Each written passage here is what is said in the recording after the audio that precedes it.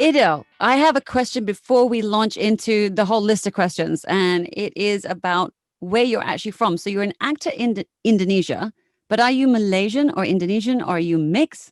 So I'm Malaysian. Currently, I'm based in actually both in KL and Jakarta.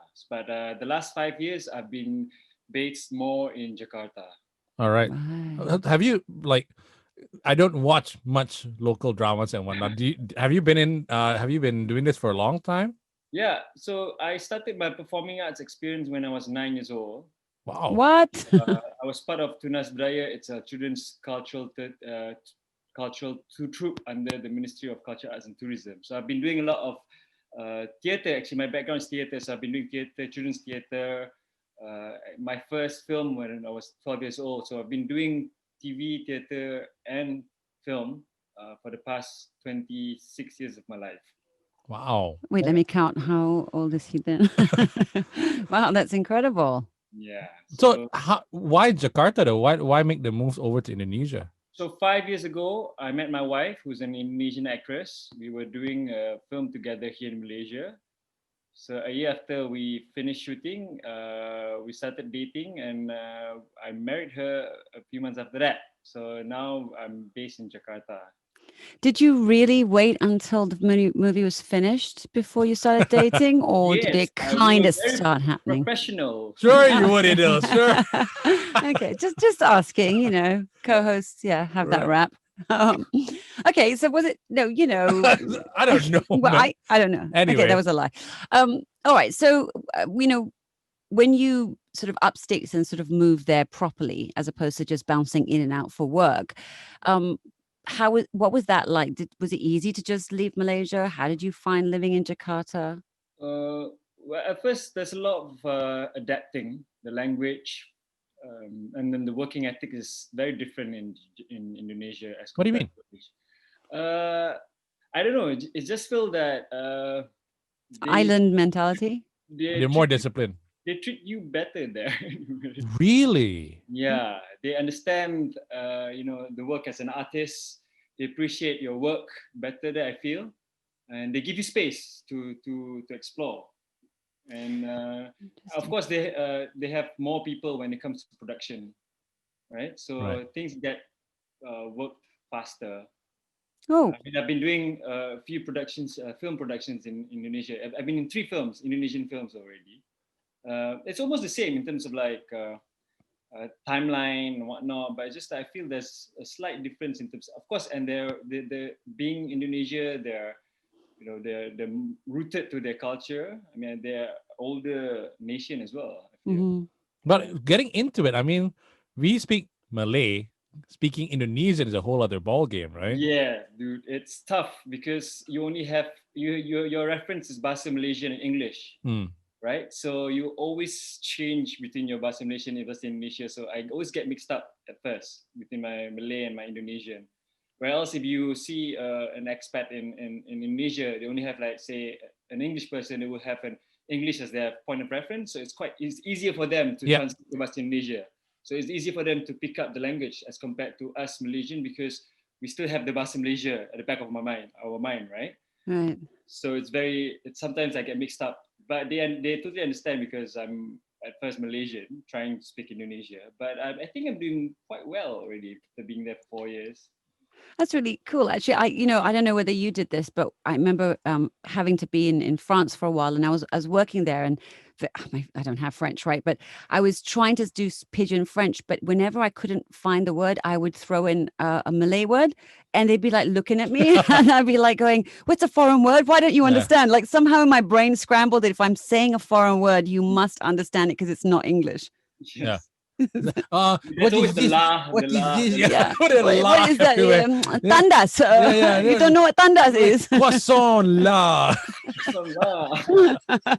But you were supposed to do a shoot in Singapore as well. Yeah, so everything was going fine and dandy up to like March 2020. I just finished shooting a film in Indonesia, just finished doing a stage play in Indonesia, and I was about to travel to Singapore when they announced a lockdown in March, Right. right? So at the time, I was supposed to. I mean, I came back to KL before going to Singapore, so I was already in KL on the 17th of March. So I flew down to KL on 17th of March. Right. Then the Oh, lockdown wow. happened on the 18th of March, Yeah, yeah, correct. and then everything just stopped. Everything just didn't. Yeah, not yeah. So basically, we were on lockdown. My wife is back in Jakarta while I was in KL with my mom and my other siblings. So I was stuck in KL for 2 months when at the beginning of the pandemic. Right. So was it a shock to you, when like, wow, I didn't pack enough clothes or something, It was just, I think, because it was unexpected and we didn't know what to do, and it was very uncertain, Yeah, I guess for everyone, especially in the arts, because we are non-essential technically, right? Yeah, Mm. But yeah, technically we absolutely. are essential because when you're in lockdown, what do? You watch You TV, watch you TV. Exactly. Yeah. Exactly. listen Yes. to music, right? You go Yeah. to Yeah. radio. So we are actually non-essential, essential, Yeah. Mm. and people should recognize and know that. Correct. That's That's very very true. true. Yeah, I like So that. did lockdown happen? Did the MCO happen on your wife's side, in Jakarta, the same time as you, or Oh. or I just wonder what the timeline was like for that. It was about the same time, but I think they started their lockdown a week or two after we started in Malaysia. Right. Wow. And then after that, if I'm not mistaken, Singapore had their circuit breaker. So Yeah. just one after another. You couldn't go to Singapore to work. You couldn't go back to Jakarta to be with your wife, and then just Right. 2 months of. So how? I mean, like, what do you do when that happens? Because for us, Yeah. when it happened, we're all based here. Just stay at home now, right? But you have lives everywhere. So how do you Mhm. do that? So the first week of the MCO, well, like most of us were staying at home because we were uncertain of what to do. So Mm. we started doing silly videos. We started doing TikTok videos, stuff like that. I guess at the beginning of the pandemic, everyone became a chef. Yeah. Everyone started doing a vlog. I guess people are just trying to be active by staying home, right? Mm. And I did that myself. Like I started cooking because cooking was not my thing. I like to eat, but I started cooking, looking at all these viral videos on YouTube and trying to do it at home. Uh, and then while we were thinking of ways of how do we still be active in the arts, but to go online. So we were trying to explore a lot of things online, basically. Like I have an improv comedy group in KL, which is IA Improv. We've been doing improv for the past 10 years. And we're thinking maybe we should just go online since everyone's going online. So we managed to do a couple of shows online on Facebook. Hmm. It's a different experience, of course, but kept us sane. Occupied. Yeah, Yeah. yeah, and we had to do it. So I also did a few theater shows actually online with Instant Cafe Theater, Hmm.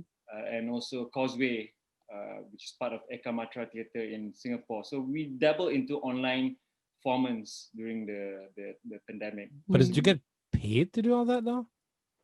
Not a lot, not a lot, but they were paying audience, especially for the live theater performances. Hmm. But it's not enough to get by. So I had to think of something else to do. So by the third going to the third month of the MCO in KL, I decided to fly back to Jakarta because I still have my spouse visa and my working visa. So I managed to go back to Jakarta, quarantine myself for 14 days, Hmm. and just to be with my wife and to think of what should we do, right? Right.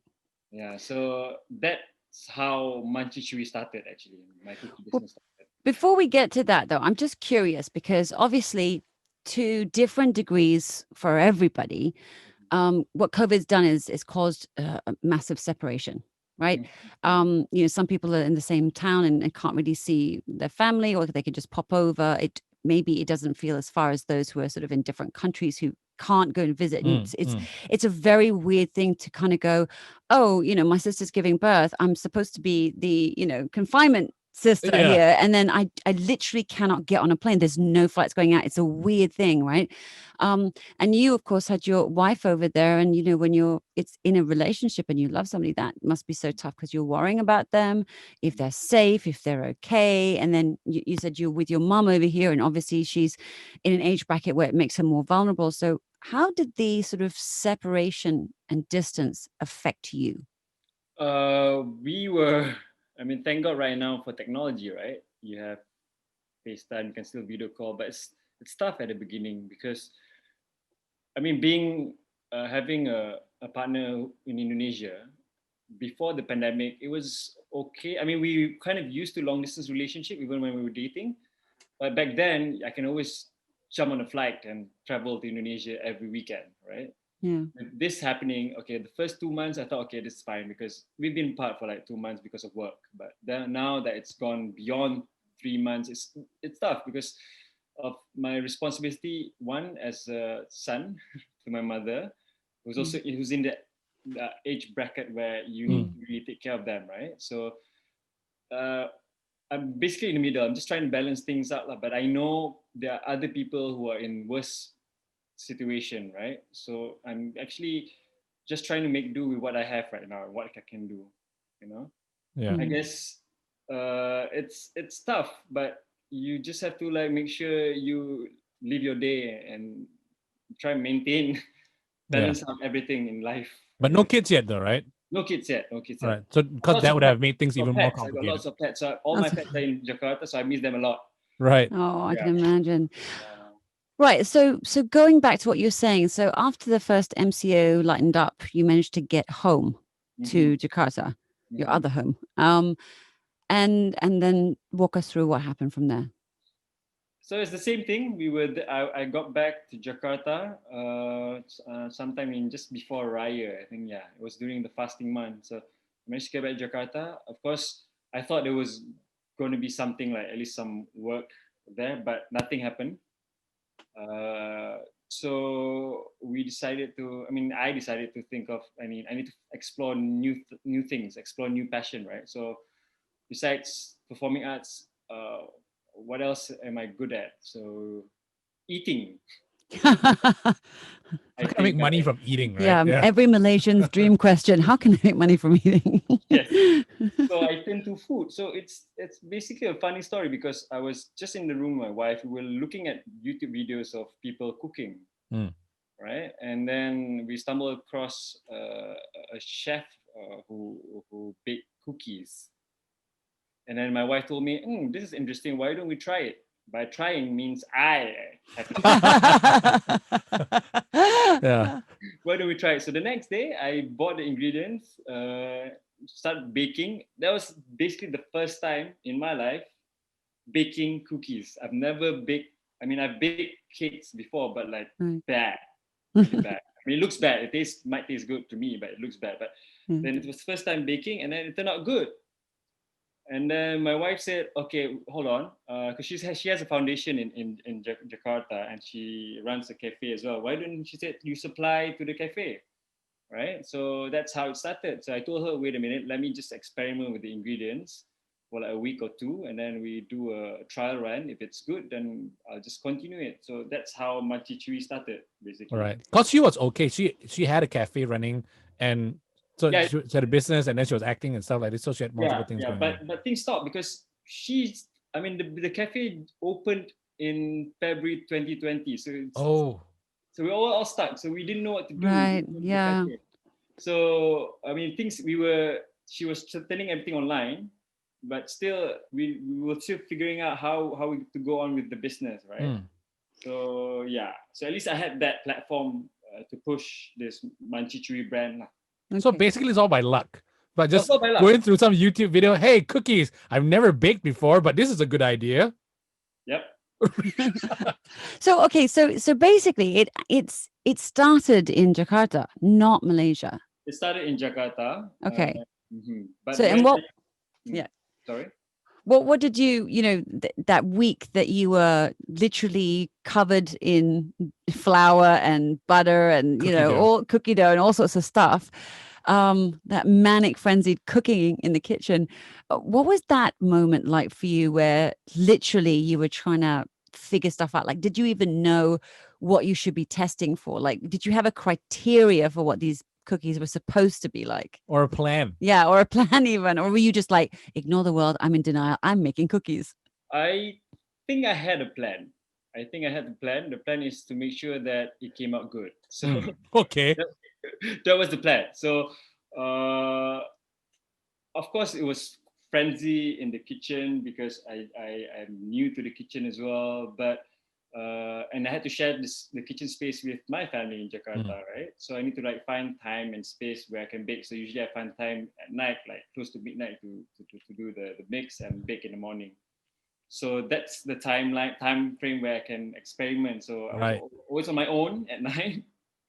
It's like mad scientist style. Like a mad scientist style. And then I found out that baking cookies is basically science, right? So you got to get the ingredients right. It's not as simple as, just secubate rasa. I like Yeah. That's not baking, right? So that's like and thank God, because I actually have a degree in medical sciences. What? I have a medical science degree. So I'm basically a medical school dropout, but I managed to get a medical science degree. Okay. Yeah, so I think the science part of my brain started working. Kicked in, right? Yes. Kicked in, so I knew like, okay, I need this much of flour, this much of like butter, so just make sure that if everything goes right to the amount that I need, it will turn out okay, right? Right. So I stick to that. So that was kind of my formula. But whose recipes were you following in the first place? In Iedil's lab. The early mad scientist lab. Whose recipes were they? It was a mix of everything. Like I saw people online on YouTube, so I just took this and that, and then I had my wife to try the cookies, and she will decide whether this is the best. She's a guinea pig. Poor woman. She was okay, right? I mean, she didn't get hospitalized or anything. No. Thank God. Hey, but technically it was her idea, Yeah, hypothetically it was Yeah. our idea. Yeah. We yeah. But now, which recipes from those mad scientist days were still kind of around now? Well, the basic ones are basically the basic ingredients of making a cookie, like butter, flour, sugar, bit salt, right? Vanilla and all that. So the basic ones, they're still there, but I add in a few things that I feel makes my cookies better. Right. So the original flavors, the mad scientist flavors, still survived. It's a secret recipe. Yeah, the trade secret is nice. Ons thing, Ons. Okay. Right. Okay. All right. So what was the first sort of perfection for you? What was that first beautiful, your first child was what? A chocolate chip cookie, a plain cookie? The chocolate chip cookie, the basic chocolate chip cookie. Okay. Do you actually like cookies, by the way? Do you like chocolate chip cookies? I do. I enjoy soft cookies, soft chewy cookies. So that's why my cookies are soft chewy cookies. Right. Why soft? What, you got teeth issues or something? Or no, I just enjoy it more compared to the crispy ones. Right, because they're gooey. You like to eat them as opposed to like crispy biscuits, like English biscuits are, you sort of bite and they kind of crumble and stuff, right? Yeah. So it's a different oral experience. Yeah. Right. Yeah. Different oral experience. Different oral experience. Oh, damn, making it sound so terrible. Like when you told, so obviously this happened in Jakarta, and then you're baking right now. Did your family in Malaysia wonder what you were doing? Yeah, they were wondering, hey, why are you spending a lot of time in the kitchen?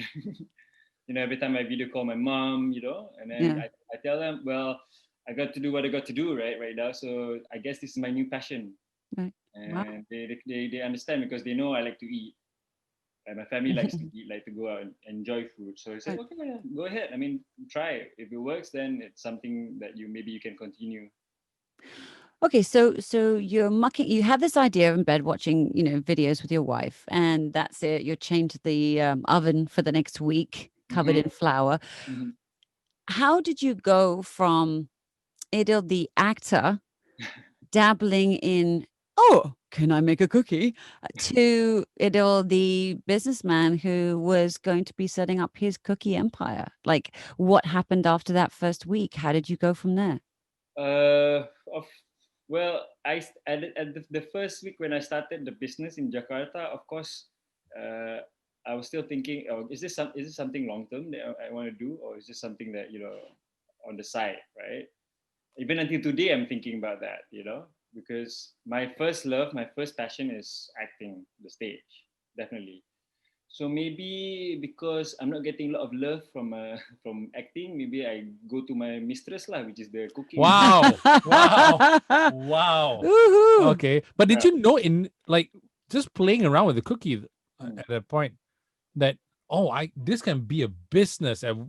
At which point did you start to really know? When people started buying and ordering in Jakarta. So of course I supply the cookies at the cafe, and my margin's very small because the margins is just Because love. it's your wife's shop and you can't get profit from it. Yeah. Okay. Yep.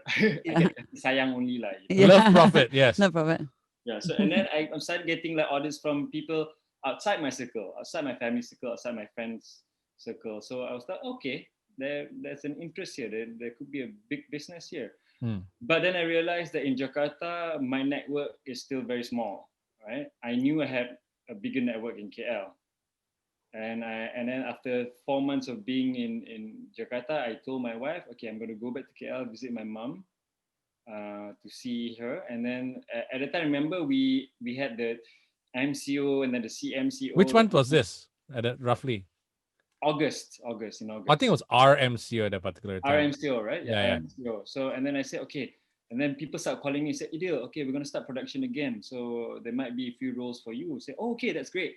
I will go back to KL, maybe work for a few months and come back to Jakarta. That was the plan. So I told my wife, okay, I'm going to stop Munchy Chewy, just go back, start doing acting again, and then see how it goes, right? So I came back to KL at the end of August, did my mandatory quarantine, which I paid, being a Wow. Okay. Right. So through the 14 days quarantine. Yes. And at that time, people will start calling me up and say, Iedil, okay, there's a production here. After this, after you're done with quarantine, we're going to start shooting. I said, okay, yes, let's do it. Yeah. Right?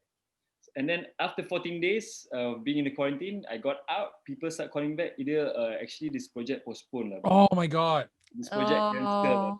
Yeah. So I was back to square one. A lot of things happened, right? I mean, at that time, similar things happened. Like you had all these potential jobs, and then it got cancelled. Yeah, it happened to a lot of people. Yeah. Let me ask you just on that point, because like the first time round, everyone's in the same sort of boat, and it's a bit of a shock. So everyone's it takes time to process, and perhaps the loss or frustration wasn't as acute in terms of how it was felt.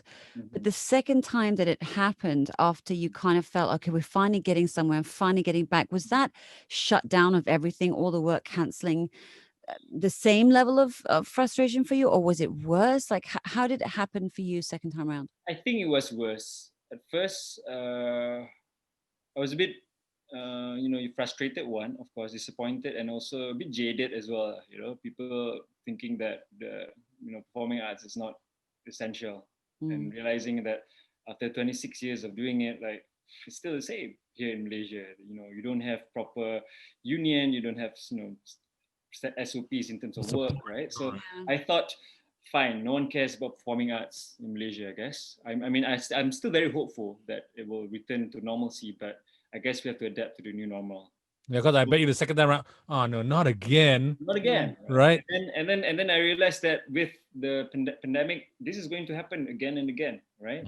Things will open up, and then things will shut down again, things will open up, and things will shut down again. So a state of uncertainty is tough for a lot of people, because you don't have the security in terms of life and financial, right? Yeah. So I got to think of something else. I cannot just stay home, right? I cannot just #stay home. I got to #stay home and do something about my life. That's the hashtag. Yeah. I'm curious to know whether or not at any point during the sort of all the ups and downs and sort of harebrained schemes of how you're going to, support yourself and your family, that you ever considered using your medical degree to sort of go back somehow to work in the front line or in, at all? To be honest, not really. No, it's fine. No one's judging you. I was just curious. Yeah, absolutely. Because I think I left it already 7 years ago. Of course, right now also I'm going to the hospital every other week because my mom has a hospital appointment as well. So I'm kind of applying my medical knowledge in that sense, since I got back studying medical sciences. So and I going think back full time, work at it compared to me. Right. So you've been now away from your wife for what, 6 months? Almost 6 months, yes. Yeah. Yeah. Gosh, that's nuts. Yeah. Was she helping you do the cookies in Jakarta? Testing the cookies. All right. All right. How's obviously that's harder than in the sort of 2 months. Is she finding it nice not having you around? No, I'm joking. Yeah. How are you guys dealing with that?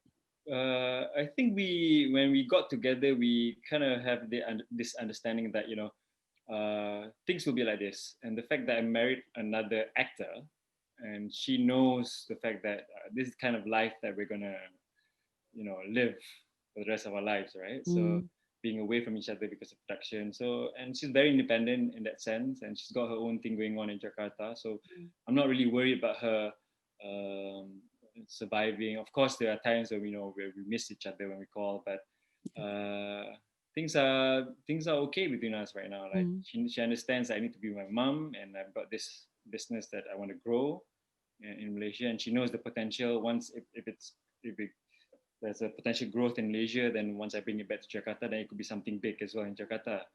Plus, she's got her foundation to run, and she's dealing with a lot of people as well. So we kind of keep ourselves very active in that sense. Busy. Yeah, that makes sense. So have you guys made any plans about where you would go with her to kind of have a getaway together once flights open up and the world gets safer? Have you planned a sort of second round honeymoonish sort of escape?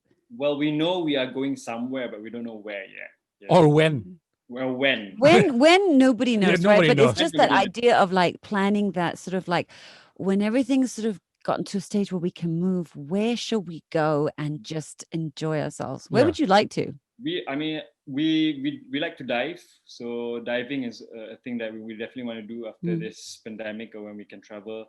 We just like to explore new places, like especially Indonesia. Indonesia is so huge. I mean, there are places that even she has never been to. And those are places that it'll probably be easier to travel within the region at the moment. So we're not really thinking really far, but we're just thinking like maybe just in the region first, Yeah, diving definitely, climbing also, because we love climbing.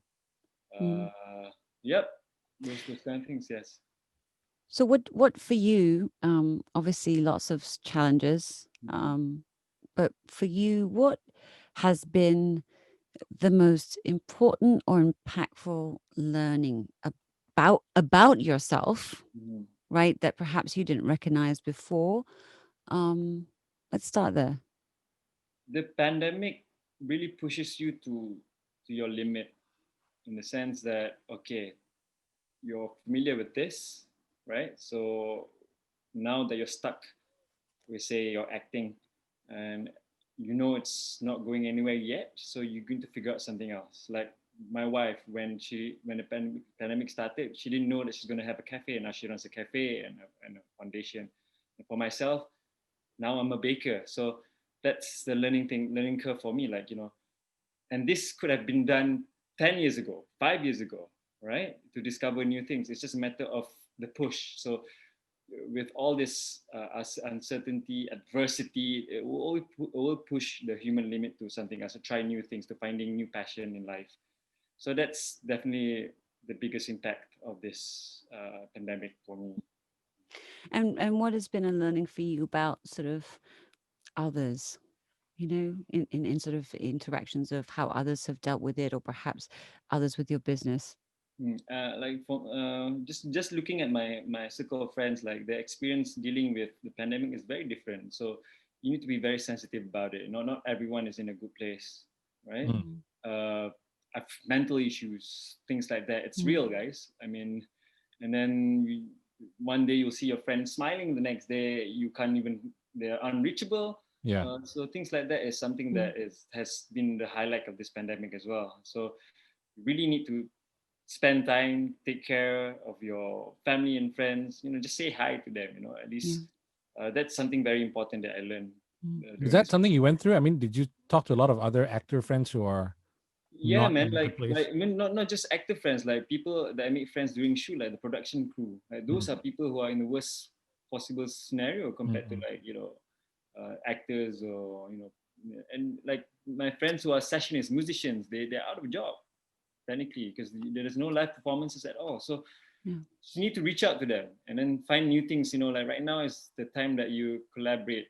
Like during the pandemic, I remember during the first MCO, I did like, as I mentioned earlier, I did a theater production with Singapore. So that's one way of doing things, within the region. It's funny that, you're kind of in your own space, but at the same time, it allows you to explore this new platform where you can reach out to a global sphere, in the sense that, you can reach out to friends in Singapore, come and do something with us, right? When I did the theater with Instant Cafe Theater, we got audiences from America who watched the show. Like normally during a show in KL, you only get like 250 people watching your play, and then they are all your friends, right? Yeah. Only your friends come and watch your shows in Malaysia. That's true. Right? And only your friends listen to your shows. So that's how I feel like you need to find the positive side of things, even during the pandemic. What can we do? What can we explore? Right? We can get a reach bigger audience. So and maybe hold on to that and explore that idea and experiment with it. Did you have to go through the hell of having someone you love or who's close to you sick with COVID, or even losing them? At first, losing, no, but I know some people who are within my circle of friends who had to go through, who were positive and had to go through the ordeal, basically, being in ICU and all that. It's scary. When during the first MCO, you say, okay, you don't hear anyone around you getting positive and go to the hospital. And then right now, during the second MCO, you're like, wait, I'm category B already. I met someone who's positive. So I know that's true. Yeah. The 6 degrees of separation is sort of narrowed. Before it was some arbitrary number somewhere else. And then suddenly it's like there's only one person between you and somebody else, or someone you actually know. Yeah. So you automatically become more alert in that sense. Like once you're category B, okay, you got to go test. Once you're category C, okay, I got to quarantine at home. So I guess this is a new normal for all of us. Yeah, it's scary though. It's really it's scary, but it is what it is. That is the reality. That's the reality. So let's grill you a little bit on your Munchy Chewies. Okay, so you get back here and everything falls apart, everything stops, and you decide, okay, now is the time to resurrect Munchy Chewy in KL, right? Yeah. So at this point, you have chocolate chip. Is that your only offer at this point? No, at that point, I had chocolate. I had already had 3 flavors basically. Okay. Chocolate chip, my white chocolate, and my chewy oatmeal raisin. So I've got that 3. Okay. Trinity of 3 classics. Yeah. Okay. 3 classics. Okay. And then now you've got your mini salties, which I'm, that I love salt. So it's salt and sweet. Yeah. So I'm going to be ordering some of those to try out. I'm a big critic, so can expect 5 stars. No, I'm joking. No, but so are you thinking of expanding flavors, or do you think, okay, this is working right now because it's classics and it's not so much of a risk to sort of sell? Yeah, definitely. I've tried expanding. I'm actually still in research and development for new flavors. But just the fact that since October, I've been getting orders almost every day, so I don't really have time to really explore that. But definitely, I want to, like, for festive seasons, right? Maybe come up with like a special Raya thing or special Chinese New Year flavor. Limited editions, right? I tell you what, like, I'm going to give you some advice here. Like Kaya biscuits would be amazing. Kaya biscuits. Kaya biscuits. Yeah, like, like that when you go to that coffee shop, the toast and then the butter and then the Kaya. Oh, wow. Like if you could turn that into a biscuit, wouldn't that be amazing? Yeah. Great. You're welcome for that name idea. Name that the Asha. Yeah, name that the Asha. But you know what else goes really well with cookies, though? No, like, you know what I love? 2 cookies, sandwich, ice cream in the ice middle. cream. Yeah, definitely. So those are the things that I put on my Instagram, in the sense that, okay, once you have a cookie, I do like Iedil's cookie tip. So I put that as well. So I do like, okay, how to enjoy your cookie, how to store your cookie. So besides just selling my cookies, I give them like some, information about cookies, some knowledge about cookies as well. So it's not just about making it, it's just how to enjoy it. Yeah. You know what you should do? You should actually sell ice cream potong rounds to go with the cookies. So you can buy the cookies, but then you could find the rounds of the ice cream. Dude, we need to talk, She's got tons of ideas, man. But now that you are serious about this being a business, do you do competitor analysis? Do you like buy other people's cookies? Because as you said earlier, Mm-hmm. everyone's into food right now because of Mhm. the pandemic. Have you been testing other people's and see maybe I should do this and be more experimental with the ikan bilis cookie or something? I don't know. Blah. I've tried other cookies, especially in the cafes, but I'm not really do like a analysis, like basically. SWOT analysis, strength. I think you weaknesses. should. I think you should get a clipboard Yeah. and you should basically order, and then you should spend Yeah. the week that you spent developing. You should spend tasting Yeah. and asking your whole family and blind tasting. So If you need someone to help you yeah, I was gonna taste, say we'll help you with that. we're right there, dude. We'll do the LITE FM program. Yeah, Blind test, the cookie after blind work test. every day. We're there, man. Hilarious. Okay, so what I'd like to know is, when it's possible to start working again and everything's in place, You mean acting? Acting, right? acting, Yeah. theater, any kind of performance. I mean, things in place for you that you can actually continue working in your old job. Will you, instead of shutting down Munchy Chewy, like the last time, will you just keep it going on? I think I'll keep it going on because right now it's a good thing for me. So part of my expansion plan is the fact that He's got a hopefully plan. one day I'll get someone to run this business, in the sense I got someone to master the recipe. So at least I can just supervise. That's the ideal for me. It's ideal for Iedil. Ideal for Iedil. Yeah. Ideally, I want that to happen. But right now, it's just a one-man show. Hopefully by then, I can accept. Right now, I'm already supplying to a few shops and cafes in KL already with my cookies. So I know there's a market there. It's just a matter of like maybe finding a co-sharing kitchen space to operate right now, because renting a shop is not a good idea.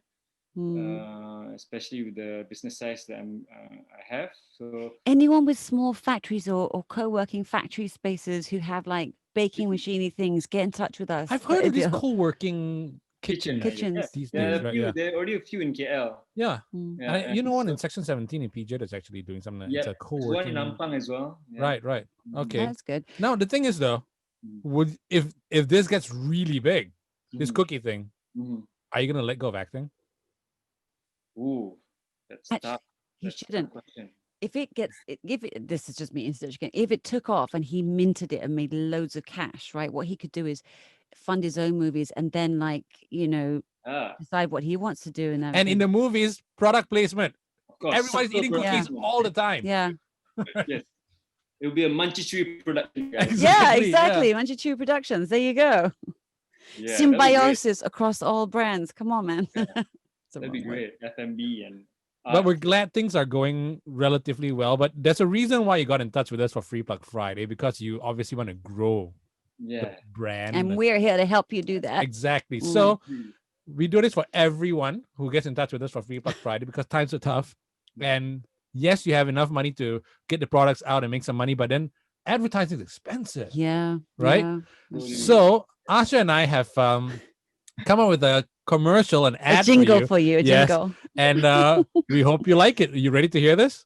Yes, let's do it, guys. Okay, here we go. Brittle teeth? Granny got dentures? Teeth sensitive enough to curl your nose hairs, but still craving some Beckies with your tea? Then what you need is Munchy Chewy cookies. That's right, they're soft, gooey, and of course, munchy. Have a go at some choco chip, wheat chalk, oatmeal raisins, or the cheeky mini sea salt choco chips. But where can I get them? Just slide them a DM on their Instagram page at Munchy Chewy. Munchy Chewy soft cookies. So remember, MCO, Munchy Chewy owns. Oh, cookies, that's for me. That's amazing, guys. That's hilarious. That's awesome. That's really awesome. We're actually going to send you this ad and you can put it on your Instagram and everything. Okay, Dude, seriously, cool. this is yours to use. I mean, Thank your you. very own commercial for Munchy Chewy. Yeah. Really appreciate it, guys. Seriously, thank you. We had a lot of fun doing that. This is an epic thing. Yeah. And you know what? We are going to go on to your Instagram page. We are going to slide into your DMs and we will be buying. Absolutely. And buying for our friends too. So Thank you. good luck. The best of luck. And I just hope that this just blows up for you and you just become the king of cookies in Indonesia, Singapore, and Malaysia. Good luck, my Thank you friend. very much, guys. Thank you.